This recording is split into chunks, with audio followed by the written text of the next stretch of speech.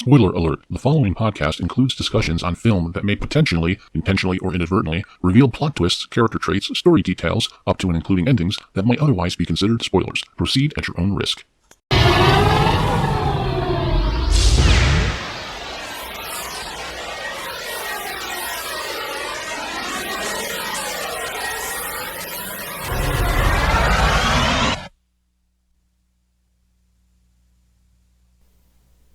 You're listening to Moviesucktastic.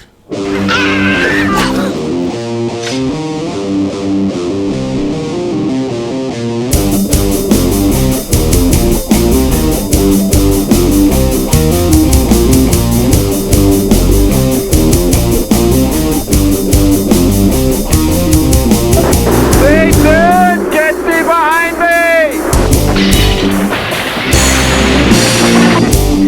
These city women are goddamn crazy. All that.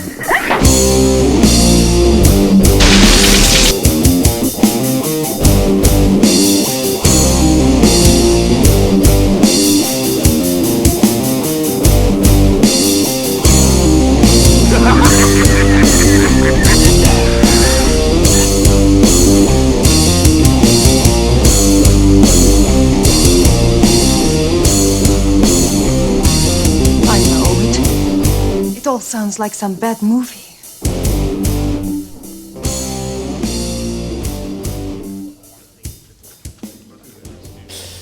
So, not since Birdemic did I have as much fun watching a shitty movie like this. Now, I have to totally disagree with you, sir, in your comparison to Birdemic to this. Really?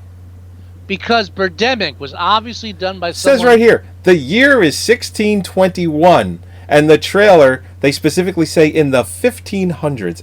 It's 100 years... Okay. Because there are so many people writing this fucking thing that they contradict themselves nearly every step of the way. Only nudity shot in the movie, by the way. Here's the difference between Birdemic and Thankskilling. Birdemic, I don't think they really meant to be as bad as they were. Thankskilling, you know from the beginning, when the first shot of the film is a pair of tits on a pilgrim woman. Yes. Played by Wendy Lust. Wendy Lust. MILF porn star. Yeah. Which the movie cost $3,500. I believe most of the budget was spent on paying her. As it should be. Yes. Not that I'm familiar with Wendy Lust at all. I'm not. I haven't seen any of her stuff. I'm gonna see some now. I've seen a couple. All right, most of them. Anyway. Any good? Well, for MILF porn, yeah. Okay. Anyway, that's besides the point. This film was obviously done by people who knew they were making a bad film and were just trying to make a funny movie. Yeah, that's why it's only an hour and 6 minutes. Exactly. Now, it was made by two college students between their, I think, like junior and senior year.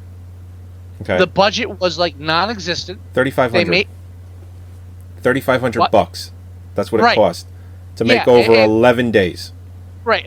Most of the makeup effects were done with leftover makeup effects. I'm assuming from class projects. Mm-hmm.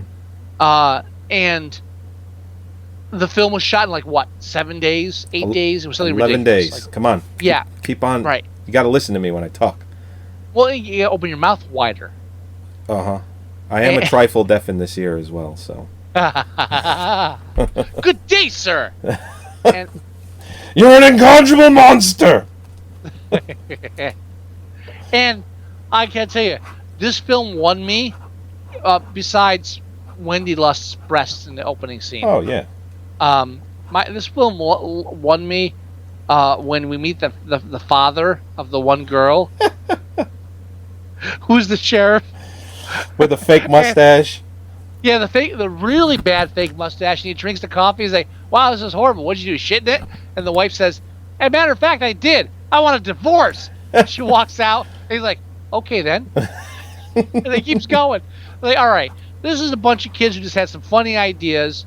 This is what I would have shot if I went to college. Something along these lines I would have shot if I went to college. This is fucking... I mean, all right, wait, hold on. Let me rephrase it. If I went to college when I was a teenager. Yes. Sorry, let me rephrase that. Because I did go to college, but I waited until I was like 30-something. No, it's okay. It's because it's not like they took anything that they learned from any real film school or watching movies. They just said, let's just wing this, and let's just make a movie. I mean, just from the first half hour of the film, the first line that really grabbed my attention, because they have the one girl in the group who's a complete slut. And the one girl says, "Your legs are harder to shut than the John Benet Ramsey case."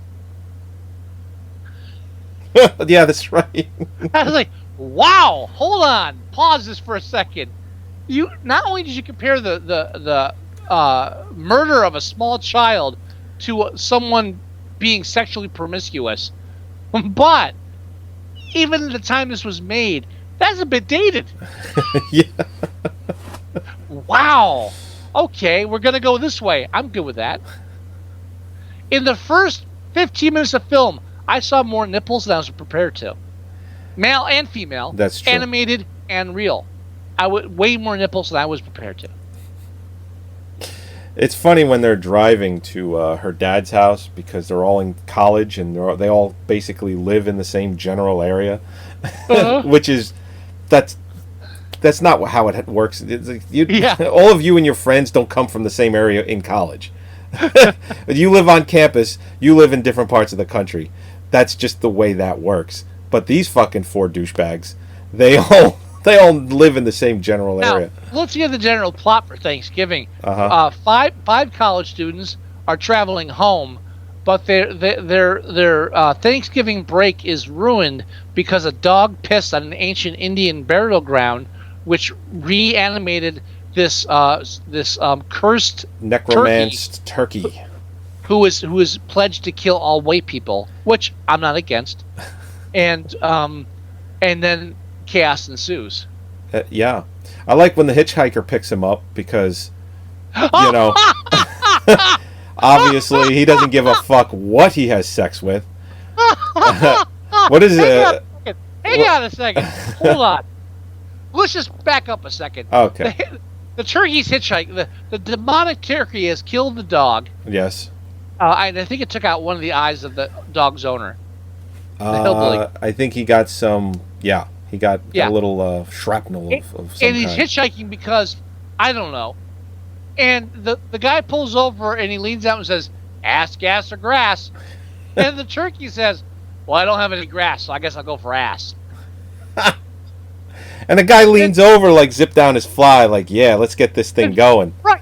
And then the turkey pulls a shotgun. Yeah, where the fuck did he get a shotgun from? And that's not the first time that shotgun shows up. And No. here's what I love about that scene. That's what. Okay, go ahead. You can do it. I gotta say it. The turkey, and the guy's like, turkey puts a shotgun to the guy's throat, and the guy's like, "Hold on, I've got a daughter. Please, turkey, I have a daughter." Turkey says, "Call her." He calls his daughter, says, "I'll be home for Thanksgiving, sweetie." Yeah, and before he finishes the call, the turkey kills him, blows his fucking head off. I'm like, am I watching like a David Lynch 1950s noir film, or is this a crappy film about a killer turkey? What the fuck's going on here? Am I? It's like at some point, this film crossed gears with Wild at Heart, and I'm watching a different film. Call her. But the minute the turkey said "call her," and then he steals his car and drives it. Now all right, forget that. When the turkey said "call her," I knew it wasn't going to end well.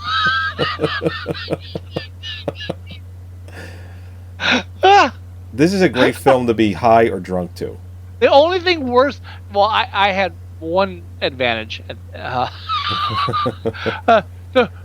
even better than that is later the turkey stalking these kids after like the turkey they break down, and that's when he starts stalking them. He's in the woods. Right. Exactly. So he starts stalking after them. Yep. So later he tracks down the first woman, the slut, at his house when she's being banged by some guy. the turkey kills the guy and then starts fucking her from behind. And he's like, oh, yeah, yeah. Exactly as vulgar as a teenager would make it. Oh, yeah, And then at the end, when he's finished, he goes, you've been stuffed. You just got stuffed. And then bites her in the back of the neck, which I'm assuming severs her spine, but they don't have the budget to show any of that. She just falls limp and is dead. Here's the thing. When during the whole turkey sex scene, I thought it couldn't get better until he said, you just got stuffed. Then it got better. It certainly got better. And he just keeps tracking them down one by one. He goes to the star quarterback, or the backup to the star quarterback's father's house, who's disappointed in his son because he feels that he's a failure. And then when the son tells him that he is the star quarterback, he's like, oh yeah, I couldn't be more proud of you. I love you, Dad. I love you, son.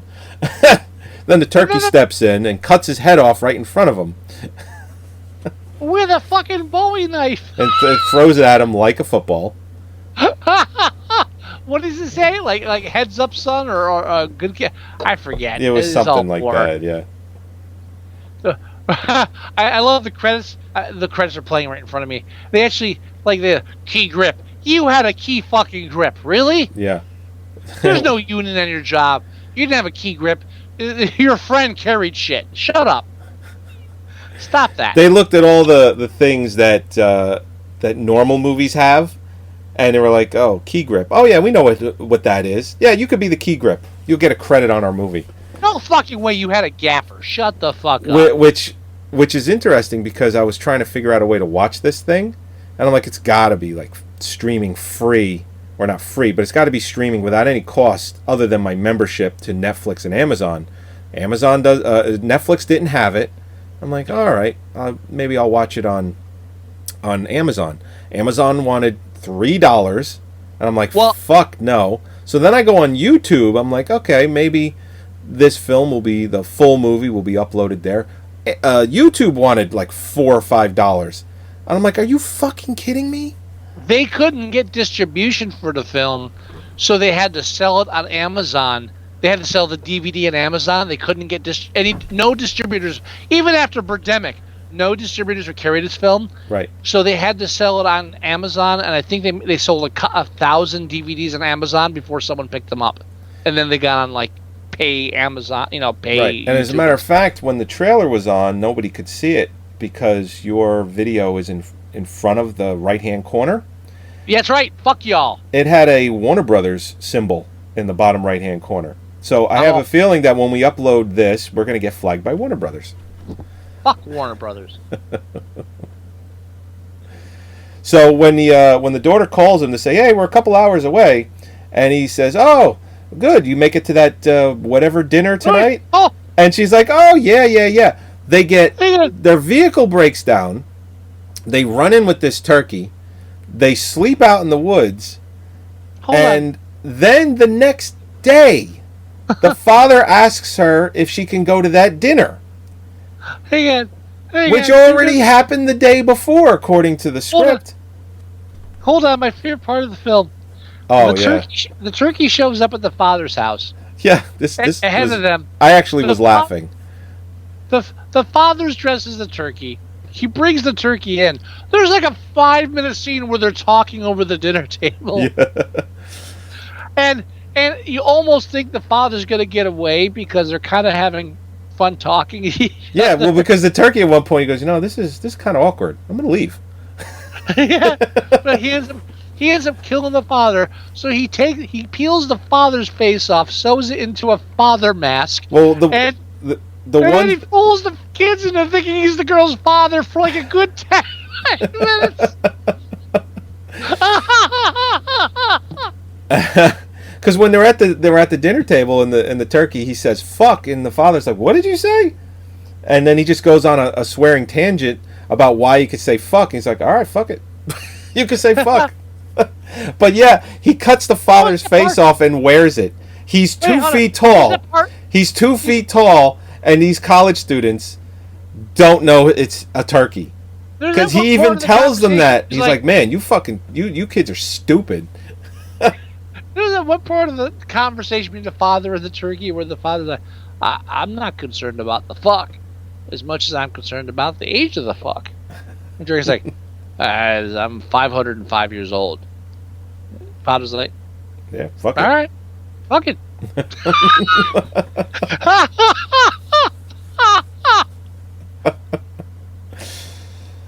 And then at one point in the last half hour of the film, they conquer the turkey, but he gets exposed to nuclear waste.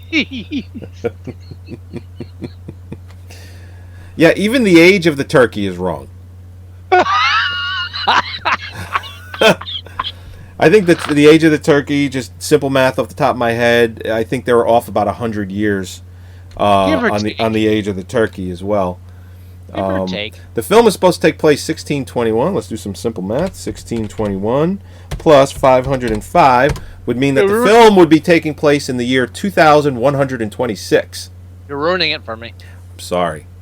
But if we do the year that the film came out, 2009 minus 505, 1504, which is what they say that in the film that it takes place in the 1500s, but their opening credits say 1621. So now the only reason why that's wrong, because you could say, oh, okay, maybe the turkey's been around for 90 years or so. No, they specifically said that he was necromanced at that point in time. So their dialogue is totally wrong, which I'm not surprised by, given the quality of the movie. I'm going to flash back to our talk about Christopher Guest. Oh, okay. I got a text message on my phone that said, if you're talking about Michael McKean, yes, he was Martin Tupper's new boss on Dream On. I wasn't talking about Michael McKean, but both those shows did show in the same time period, so I... Uh-huh. And... now Gino Cuddy, who's the person that recommended BC Rock to us. Yes.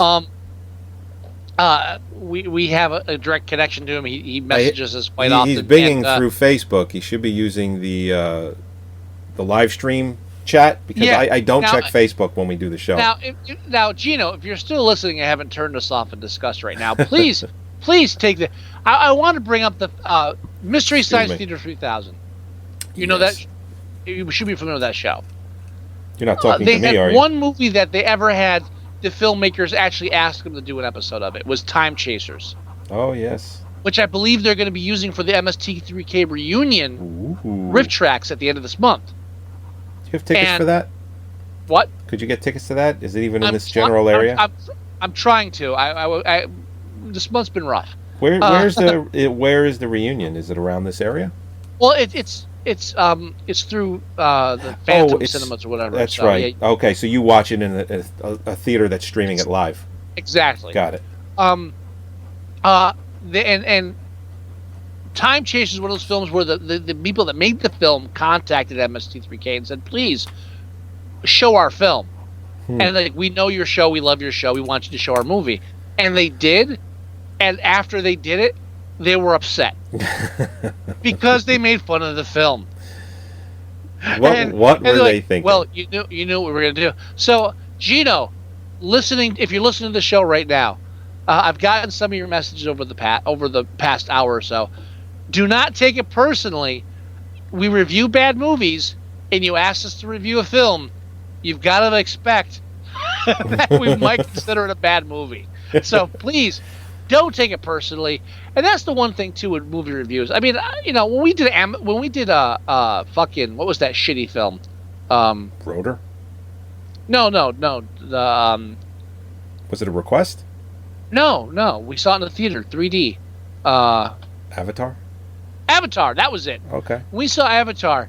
I had people I got the most vile responses to that film before we slammed it, when I just said, you know what, maybe it wasn't that good. And people just got violently angry about it. Well, I think one of the biggest faux pas that you made was that you said the director was Ridley Scott. All right, I made one mistake You in a quick well, review. but here's the only problem with that. By getting the But director, that's not why they. That's no, not no, no, no. why they trashed it. I understand that, but the reason why you got as much backlash as you did was because you got something wrong about I got who made one the thing- film, not anything I got- wrong about the quality of the I film. got one thing wrong about. I made one error typing it quickly, and it wasn't even a broad post. And I had people like saying, "Oh, what are you jerking off on the keyboard every day?" So what the fuck, you asshole? Really? I don't like your film, and I didn't even say it was bad. I just said maybe it wasn't as good enough. So and that's when we had the second reviewer was like, "You know what? Fuck all of you. It was a piece of shit, and you should all suck cock for liking it." That's that's all I said. And what's So- amazing is if you look back now, the film is not highly regarded at all. It shouldn't be because it's a piece of shit. Like Titanic. You talk about Titanic now, it's a bad fucking movie. Yes, There's it- no way to avoid it. It's a bad fucking movie. That movie broke lots of records. It Piece still of shit. has like the total domestic box office. I don't think anything's ever going to come close to Right. beating it. Well, so what I'm getting at is when it comes to reviewing films, people take it personally, and you can't. And that's why one of the big taglines of our show is you can like it, but that doesn't make it good. That's right. And that's why I always say, hey, one of my favorite films of all time is Ernest Goes to Jail. I'm not saying it's Citizen Kane. You gotta you have to take a step back and realize just because you like something, you can like something. Look at your family. Look at all your family. There's at least one person in your family that is a complete fucking waste of skin, but you still like them. You shouldn't. They're No, not a good of course- person. of course But you not. like them anyway. You know why? Because they're family, and you can't help it. It's the same way with movies. You grow up with a film, you see a film at a certain time, it touches you in a certain way. Years later, you watch it. Wow, that's a piece of shit. But you still like it. Don't take it personally. You can't. You can't. Because that way leads madness. Madness. Exactly. And that's why we review films that we like, and we still consider them bad movies. That's right. So Gino and anybody else listening, if we've ever reviewed a film that you liked, I'm going to tell a quick story, like a minute tops. Stacy, who I used to be with for a couple of years, we went to her friend's house and we're playing cards. Okay. And I don't play cards well. I don't- love I'm not this story, interested by in the way. cards. What? I love this story, by the way. We're playing cards, and we're talking while we're playing cards, and who cares about that? And someone mentions movies, and movies come up, and someone mentions, I forget how it came up, but Van Helsing Helsing. comes up.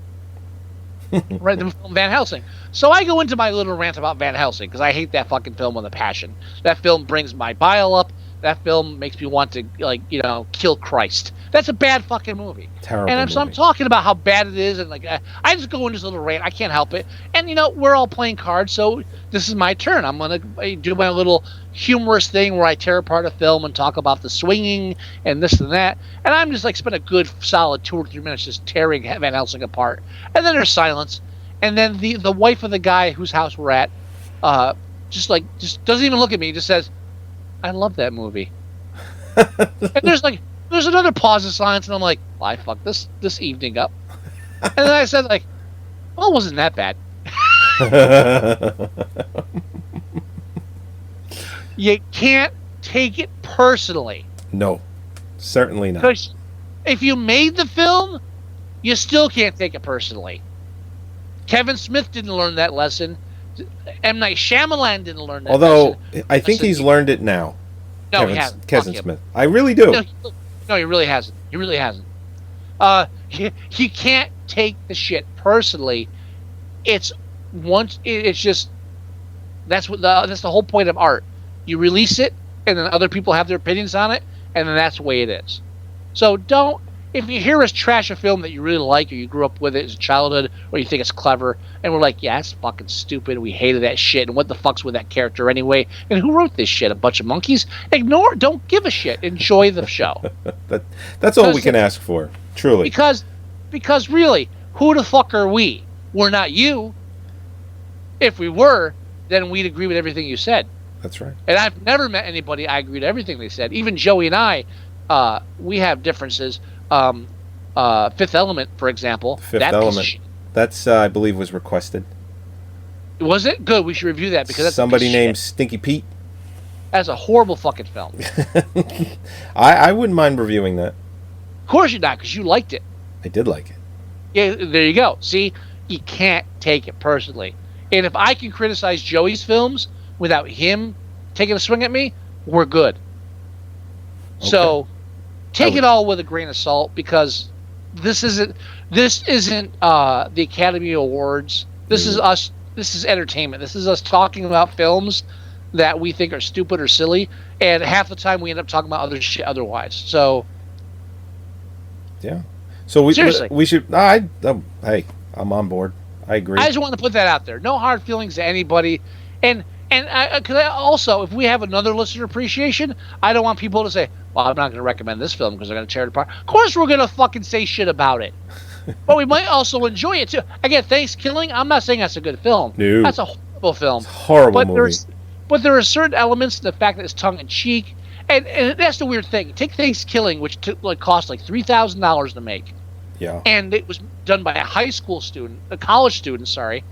And but the fact that they were able to put something out there that at least had a self-relevant humor, whereas BC Rock, which reviewed a different way, because that's something a studio sent out, and that was animated in 4 different countries. They farmed out different animations, saying, "Hey, take that painfully slow single cell animation thing we still have because we haven't mastered computers yet, and use that to create this long animated feature, but we don't really have anything to go in it besides a couple of lines and a very vague plot." And it shows.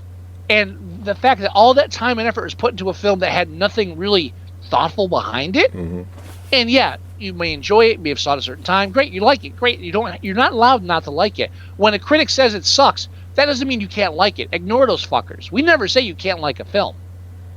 I will say that you're wrong for it, but still, ignore me. I'm an asshole.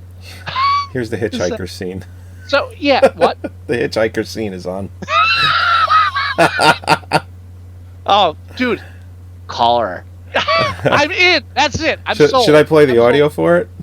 This film's on my hard drive for life. That's it. Okay, I'm not gone. It's not for you, or anyone else for that matter. Oh, please, mister, please. I have a daughter. Call her. Call her. Wait for it.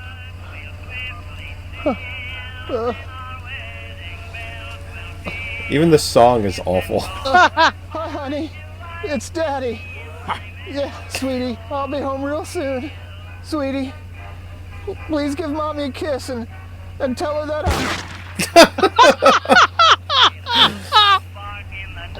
Oh my God! And they have a shot that must have been by accident of a sheep sticking its head up. Oh, no, that's my, and it just looks up after the shot and then just puts its head back down and continues to eat grass. Even better, the sheep lift their heads up, and the turkey almost looks at them, and then they put their heads down all right, we didn't see anything. That's fucking mastery right there. But yeah, that's so I mean it's all with a grain of salt, people. So please, if we're not. All right, I was about to say we're not trying to offend anybody, but that's wrong, because occasionally I do try to offend people, sure. and that's on purpose. Okay. I do apologize. That is fine. And I really don't. So we should bring Thankskilling full circle here, because the only way that they can kill this turkey is to take the talisman that it wears around its neck, because once that happens, it loses its invincibility. Right. So they actually achieve that. And they go to the reason why they go to the father's house is because all the libraries are closed, and they figure, we're just gonna look this up at the library because it'll be in a book somewhere, instead of trying to find out on the internet. But whatever, it's fine. So they said, my father has a pretty large book collection. Let's go there. I'm sure he has a book on this Thanksgiving, killer turkey. So they go to the house, and that's when the father's already been killed and the turkey's wearing the father's face. and they're like, oh, hey, Mr. Whatever your name is, it's good to see you. Oh, good to see you too, kids. Come on in. And they're like, "Oh, we can we go to where the garage is?" He's like, "Can you remind me where the garage is?" It's like, what? You own this house, right? And she's like, "Oh, Dad." She's the one that asks where the garage is. This is the house she grew up in. You dumb fucking moron. And By he's the way, like, you're "Can you remind me where the garage is?" Because obviously neither of us know where this garage is. It's usually attached to the house or next to it in some way. So they go through all the books and they find a book specifically on, written by, I guess, Cherokee Indians or something, how to kill this turkey. And there's this whole section that's encrypted with numbers and letters of all different kinds. Not hieroglyphics or anything. They were working in numbers. But they find the one nerdy kid cracks the code on how to kill this thing, and he figures out that they got to take the talisman and then recite some shit from this book backwards, and then they can kill it. But it has to be by fire, which they don't achieve. He falls in toxic waste and reanimates. Right. Which, okay. But then there's the heartfelt scene where the one guy dies and the nerdy guy's like, "You were my best friend." I mean, that scene goes on for like 3-4 minutes. It's a long scene. Oh, here's the turkey with a Bowie knife. Cuts his father's head off.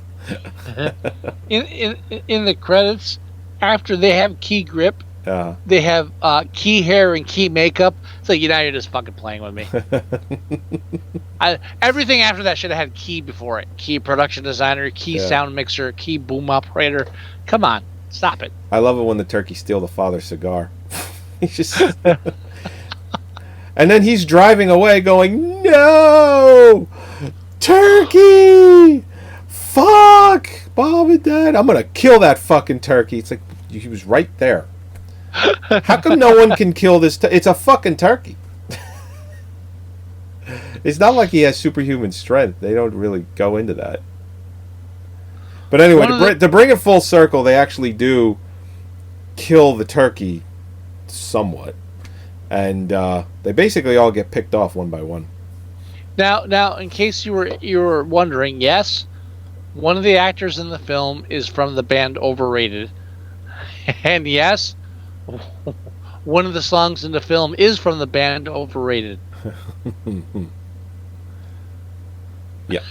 Yeah, sure. I mean, I knew we were all thinking that. I know. We were all wondering. You know, I know that guy from somewhere. Yes, it's from the band Overrated. I was trying to pinpoint it the whole time I was watching. I really wasn't. So we should go ahead and rate this film. We should. I'd love to see the demographics. I'm just double checking this. the credits to see if it says that no turkeys were killed during the making of it. So if they put that, it's because they're fucking with us. Let me pause that for a second. All right, so let me go to Thankskilling. Right now it's currently Right now, Thankskilling is lower than BC Rock. Yes, it has more votes though. Has more votes though, which is not a good thing. No, all right, meaning more people saw this film than BC Rock. But more people didn't like this film. Correct. Now you mentioned before we started rolling, there is a Thankskilling 3. Yeah, they went from Thankskilling to Thankskilling 3, which I believe was released. And they said it's the only film to skip its own sequel. And I think that's brilliant because no one else has ever done that before. They're the first ones to ever do that. The only thing that I think has ever come close to doing that as a joke was the Naked Gun, when they made the Naked Gun 2.5.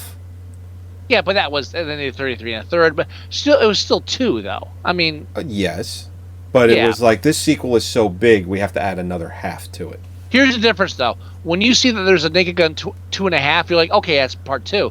When you see there's a Thankskilling 3, you have to look it up to make sure there's no 2. Which I did. And I assumed that there was a 2, and you corrected me saying, no, they just didn't bother to make a 2. Yeah, you have to actually check that. That's Naked Gun 2.5, you know. Thankskilling 3, yeah, let me check that to see if there was a 2. No, there wasn't. Okay, I'm making sure. So Thankskilling, right now it's at 4.3. What would you like to rate this, sir? See, I like this more than BC Rock, so I think I can't give it a 3, but I can't go higher than a 4.